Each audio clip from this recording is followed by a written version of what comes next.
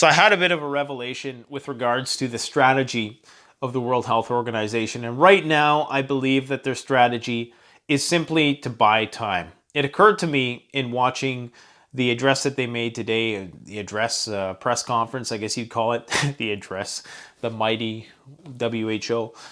But it's occurred to me today in a lot of the language that they use that without using the P word, pandemic, they basically said that it's a pandemic. Now, if you look at their scale, it's a 6-stage scale, okay? And phase 6 is community level outbreaks that are in at least one additional country in a different World Health Organization region from phase 5. A global pandemic is underway. So you have South Korea, which is arguably in the same region, you could say, because it's close to China. But you also have now Italy and you have Iran. So it's pretty clear that they're on the brink of using the P word. The reason why they're not using the P word, and I can kind of sympathize with this to a degree, I can kind of see where they're coming from, is because today, even though they didn't say the P word, the global markets lost $1.7 trillion. So it's occurred to me that every day that they haven't said the P word has given the markets one more day of breathing room to do their thing. $1.7 trillion is a lot of money. If they drop the P word, you can guess that it's probably going to be double, if not triple that. And that's when they start throwing around the R word, the recession word. Even if China gets the situation under control, if this spreads to the rest of the world, then either they're going to have to completely isolate themselves if they don't want to trigger a reinfection. So the strategy, I'm presuming, is that the situation which is in Hubei province right now, where they have all these people in lockdown, I believe 750 million people, almost 1/10 of the world's population in quarantine or social distancing, is now going to be the new normal. And that's how they do things, which is obviously seriously going to limit production. It's going to put a huge damper on just the general well-being and the spirit of the people there. So I don't know how long they're going to be able to maintain that. And I think the threat of, reinfection, if it is under control, which it strikes me as very unlikely that would be the case. Here's one of the main reasons why I think these number reductions are suspect. China's taking a huge hit economically. And this gradual reduction in numbers that we're seeing, or at least what they're saying, or their counting methods have changed, whatever the case might be, it's obviously an attempt on their part to try to restart their economy. Because, they're saying, okay, we've given enough, we've sacrificed enough. I did have hope for a while last week where it seemed as though that these quarantine measures were actually working. But because of the incubation period and all of these, like suddenly Iran and Italy, these cases popping up, I think it's really only a matter of time before this takes root everywhere. And before it becomes, like they're calling it, an endemic problem, which may be with us for several years until it's hopefully fully eradicated. And that's going to be a whole other foray in itself. This is not a problem which is going to be specific to China. You can only close your borders to so many countries. Here in Canada, we haven't closed our borders to any, so, it's just a matter of time before it spreads all over the world, I think, at this point. And that's just my opinion. Take it for what it's worth, but it is the opinion of many experts in the field. And I use air quotes because everybody's quoting these numbers.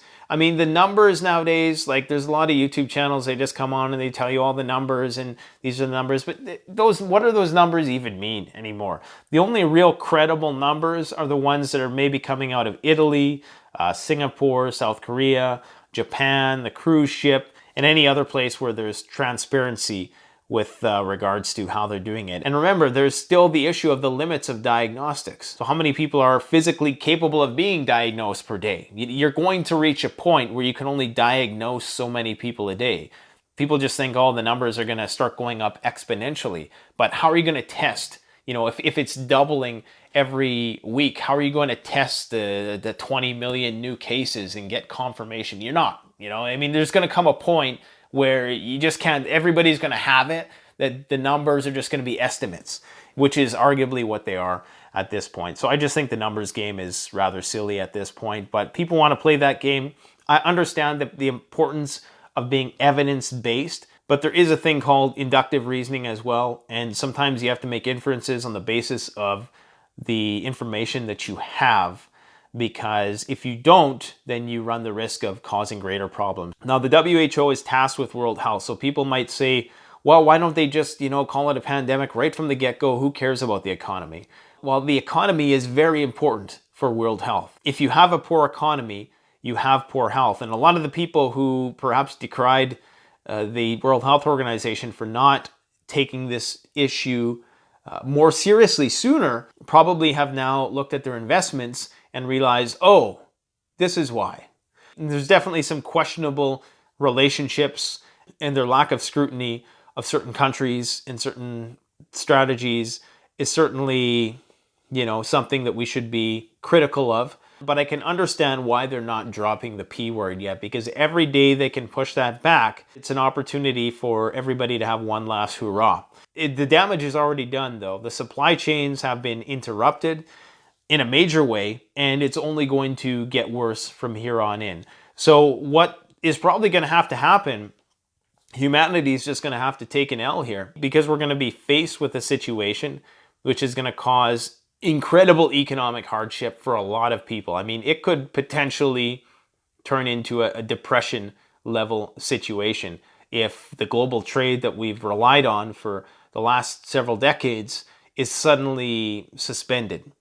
So I imagine that this is going to be at some point just accepted, like we accepted the seasonal flu, and it's something we're going to have to live with it. And if you get it, it's obviously going to be problematic, and maybe to start, the lethality of it is going to be very high, and it may even get higher if there's mutations. I mean, that's a possibility. Some of these numbers coming out of Iran and Italy seem to indicate higher mortality rates.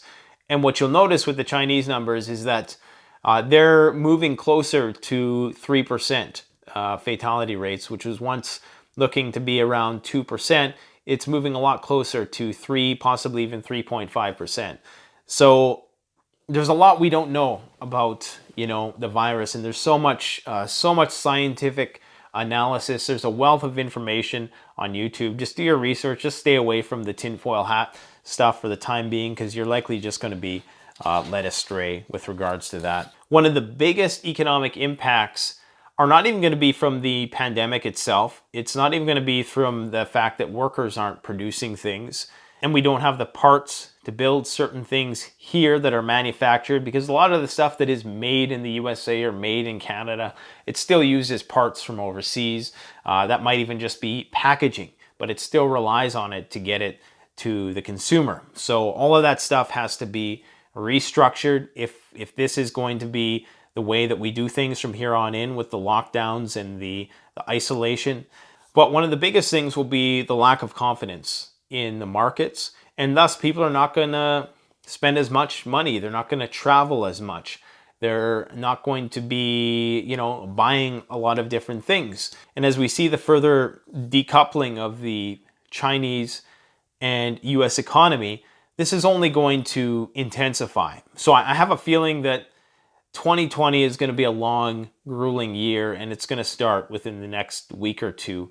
Wall Street already bid it today pretty hard. Now, relatively speaking, the markets compared to what they were even 10 years ago, I think it's doubled, if not tripled, from what it was after the 2008 crisis. So, relatively speaking, we're still in pretty good shape on the whole in terms of the global GDP, the standard of living, that sort of thing. But there's definitely, going to be an adjustment period where that standard of living is reduced. And I think that's why the World Health Organization needed to balance those two things, because they knew that the implications of calling it a pandemic too soon would potentially make it worse. I'm not defending them necessarily. I'm just trying to see it from their perspective, because as I indicated in my last video, there's a certain strategy to not creating a panic. And I went into more depth in that video. I'm not going to touch on that topic again, but if you can avoid creating a panic, that's usually the most utilitarian thing to do. That is the thing that creates the greatest amount of good for the most amount of people in light of the circumstances.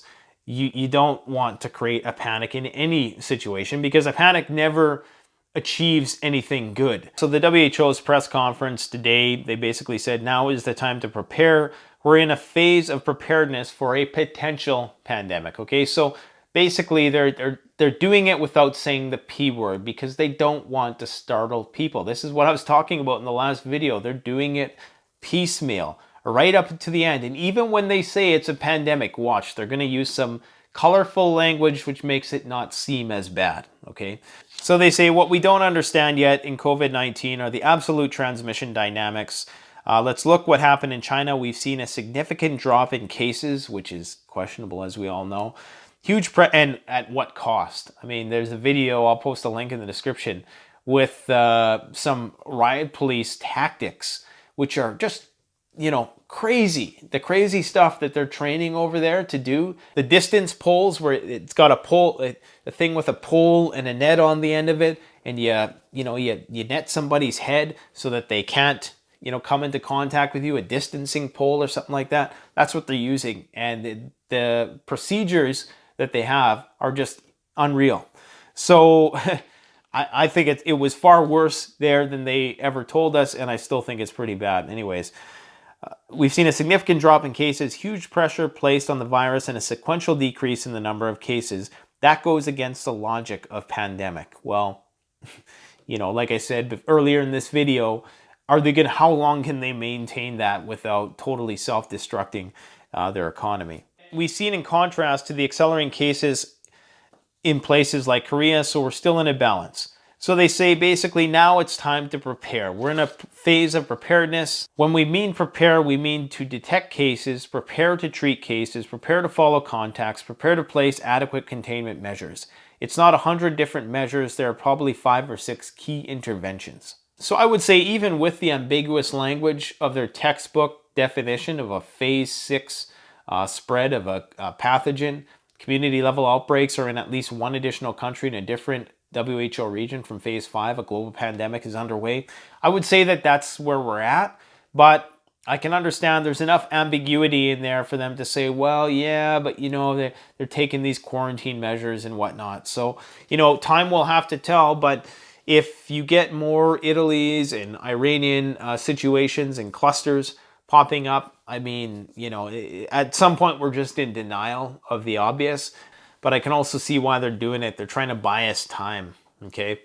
And so for all you guys who maybe see the writing on the wall, thank the WHO, because they're buying you some time to go out and get the supplies that you need while you still can.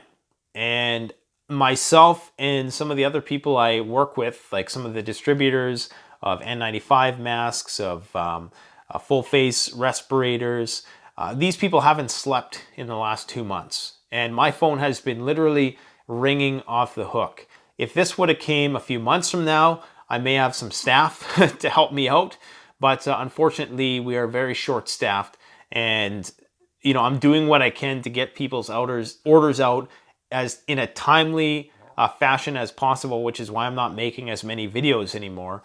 I do have 100 masks coming in from Italy. But they're coming from Italy. That's one of the best manufacturers of masks in the world, Mestel Safety. Their masks, I don't know, it might be 2 to 3 weeks for that. We do have Mira Safety inventory, maybe about 50 left of those, but those are going really quick. We do have some 3M stuff. And what else do we have? Maybe some Honeywell half-face respirators. So there's a bit of inventory left, but there's not much. And I can see it drying up pretty darn quick here. So I would advise you to get some kind of protection, whether it's just a antiviral face mask. You can go up, and I'm going to do a mask video pretty soon here, as well as a filter video. So a lot of the videos from here on in are probably going to be tailored towards this until it just becomes a normal part of life, which it may well get to that point where, wearing a mask just becomes a normal thing in life, especially if you have to go into high-risk situations. One other thing which has really annoyed me for the longest time is people continuously comparing this to SARS. I mean, this is so much different than SARS. I mean, I knew in the first week, even before the numbers were comparable to SARS, just the rate of infection and the aggressive measures that China was taking were nothing like SARS. Okay, so I think, we need to stop comparing this. Hopefully, this will unfortunately be the new benchmark for measuring modern global pandemics. So yeah, I just think that using SARS as an example of how this is going to play out is now, it's past the point of being a relevant comparison. So I'm going to do a video in the next few days about what I think is going to be the worst case scenario with all this, how bad it could potentially get, and also the best case scenario. Because I do oscillate between optimism and pessimism on this issue. Over the last month, there's been periods where I felt, okay, maybe they got it under control, and then no, something else happens, and sure enough, the DEFCON level goes up, and then it goes down and up and down. Right now, I'm thinking it's only a matter of time before they call it what it is, a pandemic. Even if they can get it under control in the countries which are now impacted, it's so infectious and there's such a high incubation period that it is just going to keep popping up all over the place. Because look, all it took was for South Korea was the church. So it take one super spreader to start a fire, which you can't put out. And so I think we're going to start to see more seeding around the world. You're going to put so much stress on the infrastructure of a system that it's not going to be able to effectively respond. It's okay if you maybe have 100 cases. Then you can still do contact monitoring. It's not going to overwhelm your healthcare system. You could put all your resources into that one battle. But when you start having these fires popping up all over the place, and I mean, the wildfires in Australia are a great analogy for it. It's just, it reaches a point where you can't control the situation. And I don't think we're necessarily at that point yet, but I think it's inevitable in light of the characteristics, what we know so far of this disease. So, the best advice I can offer at this point is to go through the library of videos on this channel and other ones like it. Try to get all your preps in order. If there's weak points in your preparedness plan, be they skills, gear, or just your general strategy, then those are things that you should probably be working on. Because I view this right now, this is like a promising stock in a bad, negative way. Like, the business is going to, 10x over the next 10 years. And if you can get in early, if you can get in before the bull run, you're going to make a lot of money. And that's the case right now, only if you can get in before the panic hits, you're going to be ahead of the curve. So I'm not saying you should go and load up your credit cards or do anything like that. I would never advise a person to do that. I would do, what's financially responsible, because you're still going to be culpable for the decisions you make, the financial decisions, even if you do make them out of life or death fear for what may come in the near future. You're still going to have to live with those consequences, because the system itself isn't going anywhere. It may deteriorate a little bit, but you can rest assured that the tax man and all of the the bankers and the credit card companies, they're still going to want their money at the end of the day. So spend responsibly. But I mean, if it comes down to it, if it comes down to physical shortages in your area, that might be a card that you want to play. So I don't know, guys. Let me know what you think in the comment section.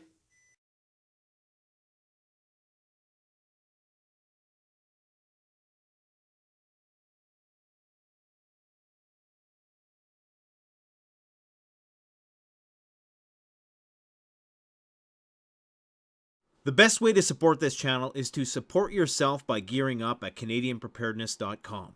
Your one-stop shop for premium, high-quality, brand-name products that have been tried and tested by myself and other YouTube gear reviewers. My subscribers save 10% off by using the coupon code SurvivalPrepper. All one word in all caps.